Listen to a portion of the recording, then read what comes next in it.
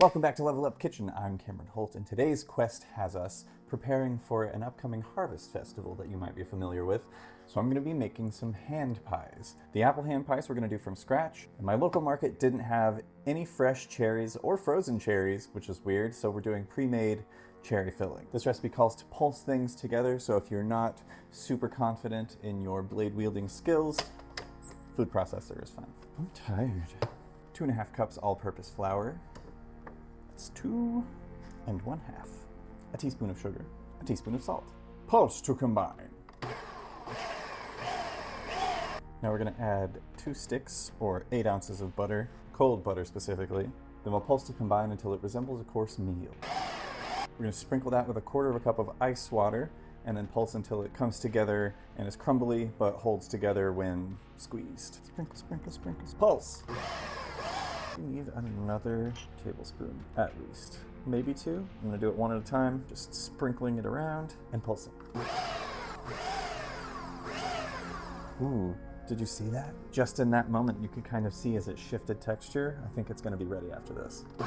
Let's have a look. That seems, I shouldn't probably squeeze too near to these blades. I'm going to risk it. I'm going to put in one more. I'm just going to do a teaspoon this time just to see. Okay. Definitely don't want to over-combine, but it is crumbly, I would say, but holds together when you press it. That, I think, is perfect. Now we're going to split this into 2 halves, make them discs, wrap them up with cling wrap, put them in the fridge for an hour. Oh yeah, this is way better than the last one was. Still nice and cold, crumbly, but holds it shape. And we're going to wrap it as tightly as we can. Oh yeah, that's going to be pies, baby. Who doesn't love a pie? Buttery disc. Now let those chill in the fridge by using the most powerful magic of all time. Chronomancy. Now that that's nearly chilled for long enough, we're going to go ahead and make our apple pie filling. This time I pre-sliced and chopped my apples because 10 cups of apples seems like a lot to make a viewer sit through. Should I spray this pan? Yeah, if you have to ask. The answer's probably yes. 10 cups, about 8 apples. I used Granny Smith. Those are the green ones, because we're going to add a bunch of sugar to these, and the tartness of the Granny Smith will keep them from being too sweet. 1/2 cup of granulated sugar, 1/4 cup of flour, 1 tablespoon of lemon juice, cinnamon, nutmeg, and allspice to taste.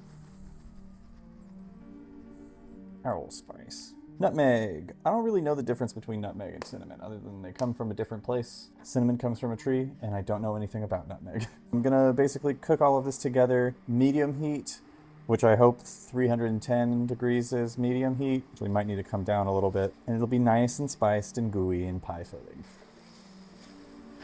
I'm gonna set these aside for a moment, keeping them covered so that they'll continue to soften. I've got these very fun skull tins. It's seasonal. We'll try it out. I've also got standard pie dish that I've got a fun idea that I want to do something with the cherry pie. Lightly flour your workspace. On center roll the dough. Should have made you thinnery. My mistake. If you're going for circular, you can want to kind of roll around the circle. It doesn't really matter which direction you go. Be consistent and you'll get a rounder shape. Same thing goes for tortillas or really anything circular.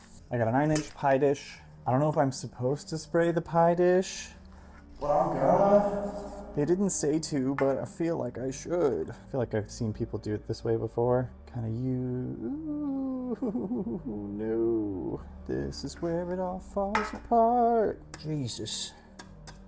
Oh, it's rough. Oh, it's looking real bad. I should have floured my work surface a little bit more, I think. This is the good one. I should have done the bad one first. What a fool I was. This is fine. This happens to everybody who's never baked a pie before. Lift, roll. Okay, I've seen worse things than this. Call that good. We're gonna work this in with our fingies. Pressing it into the edges, gently. It looks like a pie crust in a dish. Should I put the filling in first and then trim the edges? I'm gonna trim the edges first. Nobody can stop me. That's looking like almost what a pie does. Cherry pie filling. How many pies do you do? I'm gonna just put the whole thing in. Right? That seems... actually seems like kind of a small amount of cherry pie. That's all right. Filled. Whoa, preheat the oven, 400.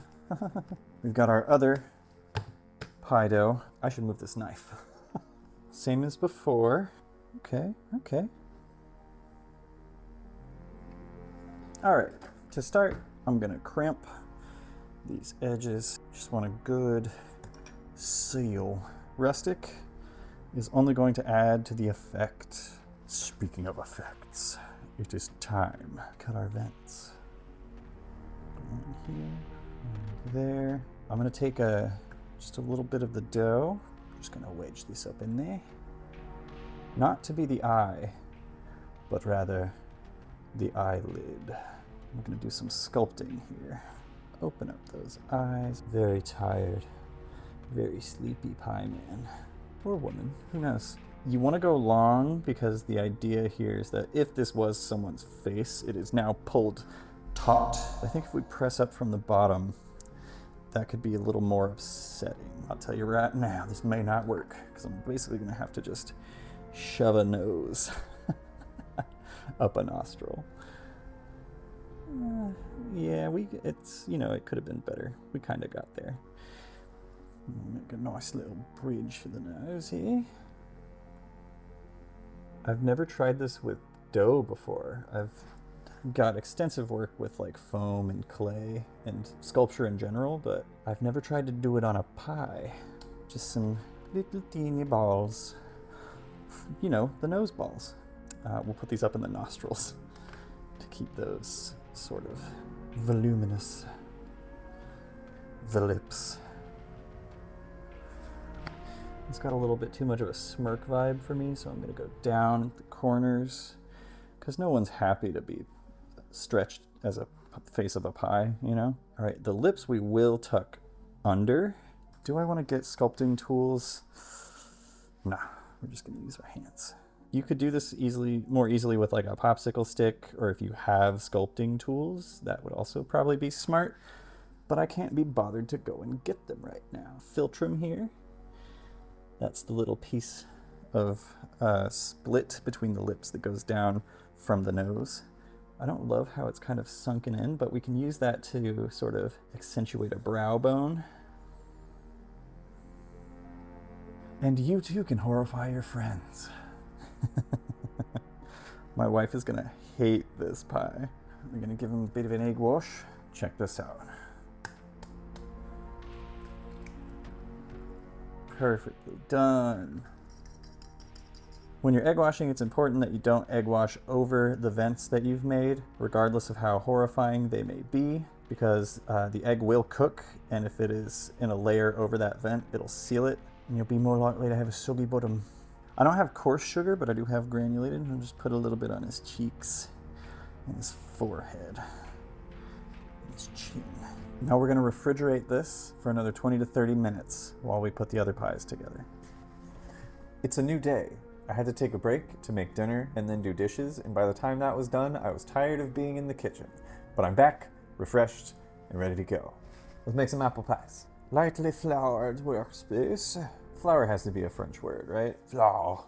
The flour. I'm gonna make this one into a rectangle because the dish that this is going to go into is rectangular.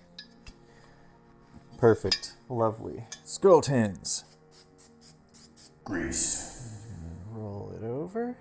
Hey, okay. I'm gonna go ahead and separate.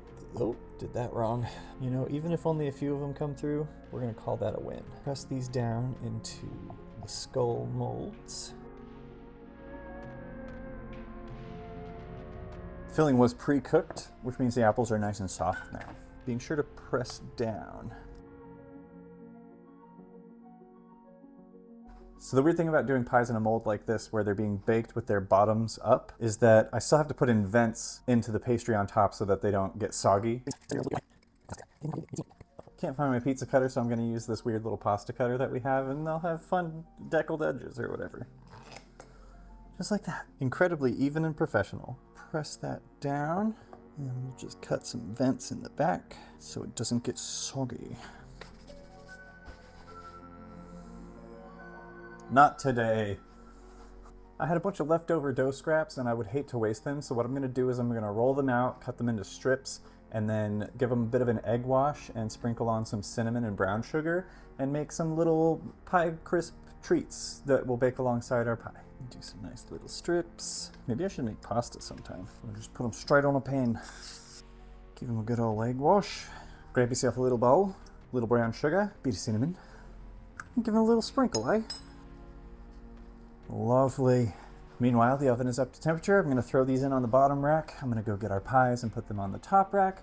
They're going to go in for about 20 minutes, and then we'll check them out and see if they're looking done. And if they are, we'll take them out, and then you'll see them. And I could have stopped talking 2 sentences ago, but I can't stop myself and just continue.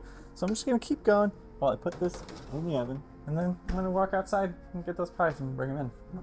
Put them inside, put them in the oven, take them all the way over. Well, hopefully they're cooled enough.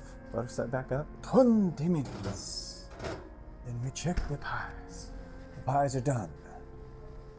I ended up leaving them in for about 25 minutes on 400. Then I reduced the heat down to 350 and let them go for another 20 minutes or so, just to make sure that everything was thoroughly cooked through.